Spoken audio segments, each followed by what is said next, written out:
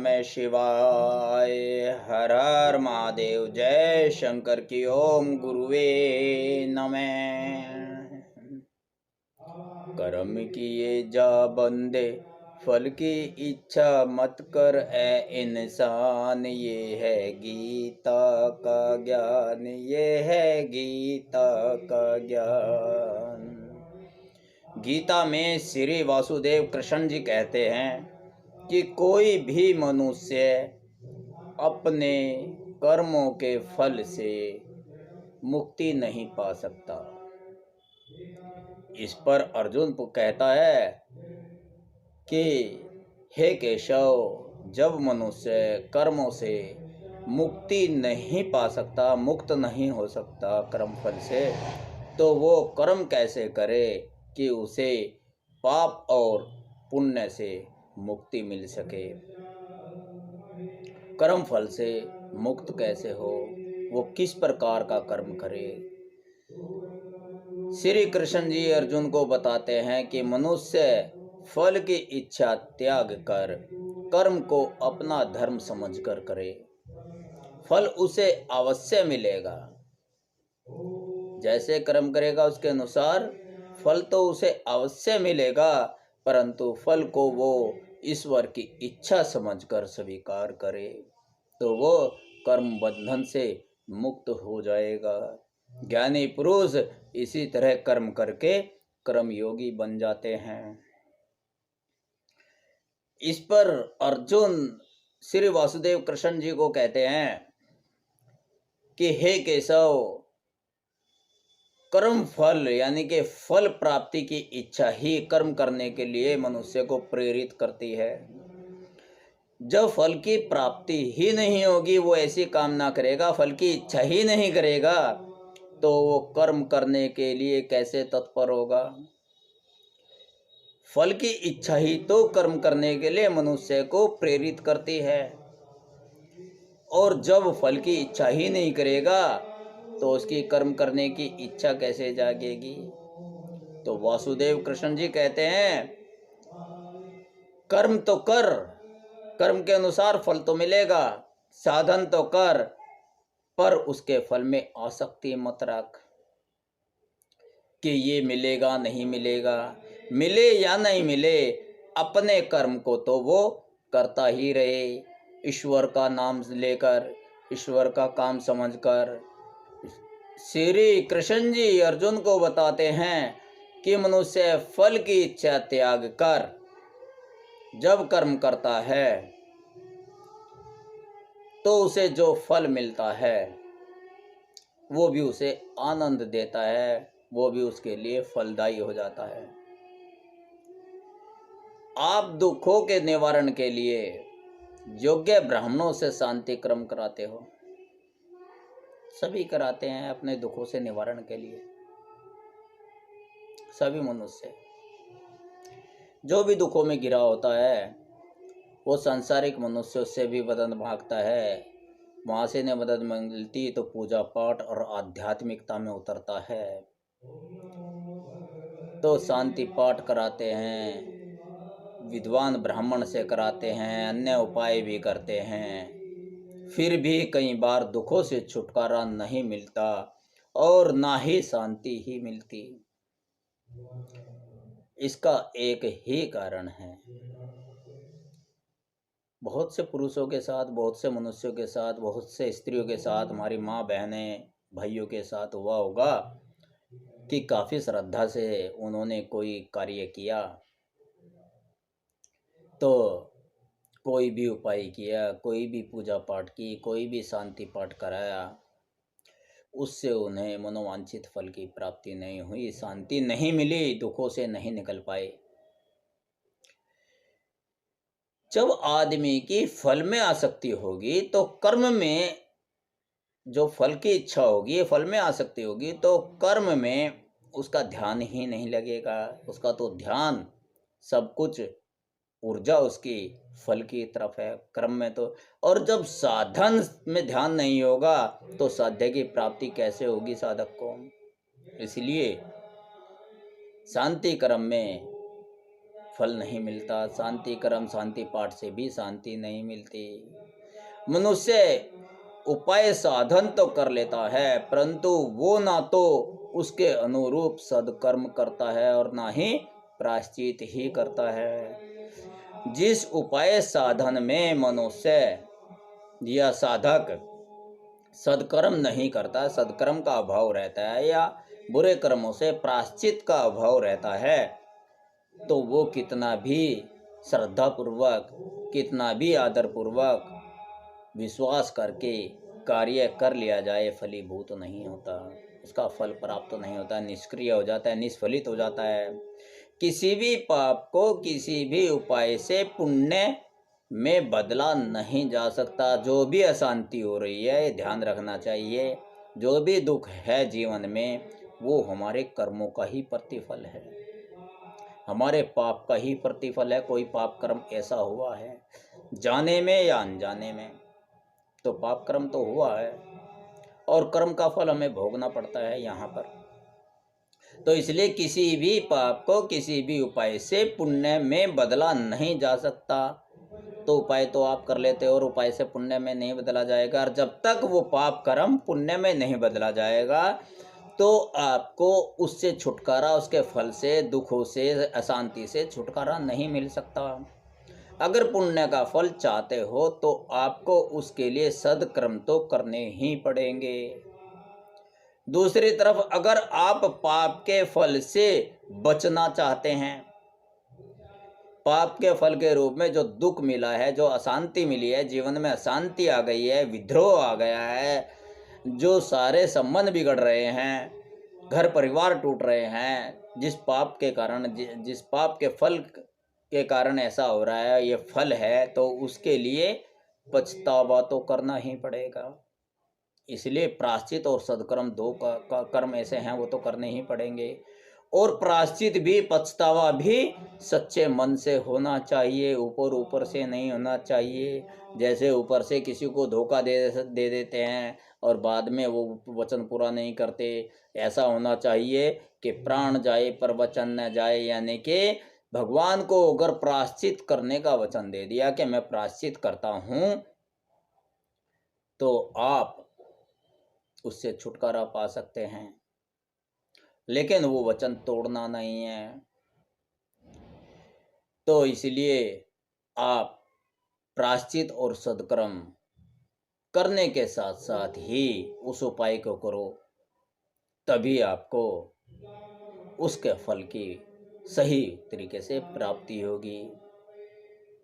आपको प्रण यह करना है कि मैं ये पाप दोबारा नहीं करूँगा, चाहे मेरी जान की ही क्यों न चली जाए, कितना भी कष्ट आए, कितना भी संकट आए, कोई भी विवश करे, तो मैं ये पाप नहीं करूँगा। और सच्चे मन से भगवान का सुमिरन भी करते रहें, नाम का सुमिरन भी करते रहें। गोस्वामी तुलसीदास जी ने रामचरितमानस में लिखा है, कलयुग में केवल नाम अधूरा, कलयुग केवल नाम आधारा, सुमिर सुमिर नर उतरहु पारा। कलयुग में तो भगवान का नाम ही पार उतार देता है, बस वो सच्चे मन से सदकर्म के साथ और प्रायश्चित के साथ किया जाए। आप कर्म तो बुरे कर रहे हो और उपाय भगवान का कर रहे हो, कैसे फलीभूत होगा? सदकर्म भी तो उसी के अनुसार, जो कर्म होगा आपका वो भी तो उसी उपाय के अनुसार होना चाहिए, सात्विक भावना से होना चाहिए, सदकर्म होना चाहिए, दुष्कर्म नहीं होना चाहिए। हमेशा याद रखें, भगवान कभी भी हमारा बुरा नहीं चाहते।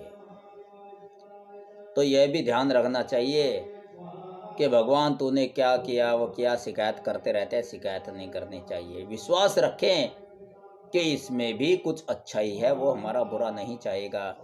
जिस तरह से माँ बाप बच्चे का बुरा नहीं चाहते, तो ये हमारा परमपिता परम माता है ईश्वर, तो ये भी हमारा बुरा नहीं चाहेगा, हमसे बड़ा स्नेह है, ये विश्वास रखना चाहिए। वो तो बस सही मार्ग पर लाना चाहते हैं, ये सोचना चाहिए दुखों में।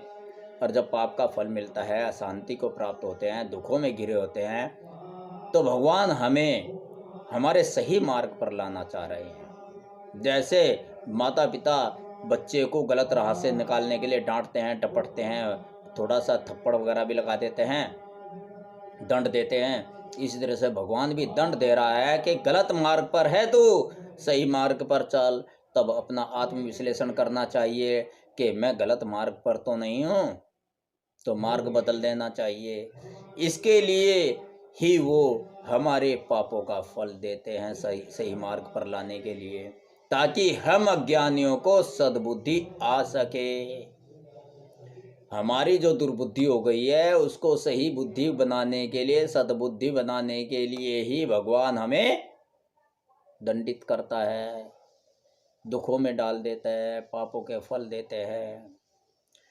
पाप हो जाने पर या कोई भी गलती हो जाने पर ईश्वर हमें कहते हैं, क्या कहता है ईश्वर, कि कोई भी गलती या पाप होने पर कहीं और मत जाना। हम मदद मांगने संसार में भटकते रहते हैं। द्रौपदी ने अपनी सभा में, राजाओं की सभा में भीष्म पितामह गुरुदेव आदि से विनती की, तो कुछ नहीं हुआ, कहीं से मदद नहीं मिली। फिर अंत में वासुदेव कृष्ण से मदद ली, तो देखो साड़ी उतारते रहा दुशासन, लेकिन उसका छोर नहीं पकड़ सका, साड़ी बढ़ती ही चली गई।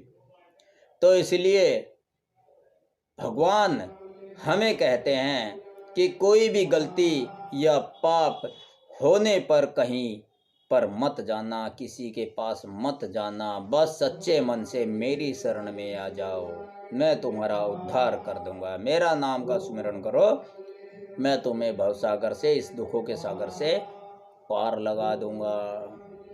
क्या कहते हैं भगवान, सर्वे धर्मान परित्यज्य, सर्वे धर्मान परित्यज्य, सर्व धर्म सब कर्तव्य त्याग दो, सब संसार त्याग दो और मेरी शरण में आ जाओ। माम एकम शरणम आगच्छ, मेरी एक की शरण में आ जाओ।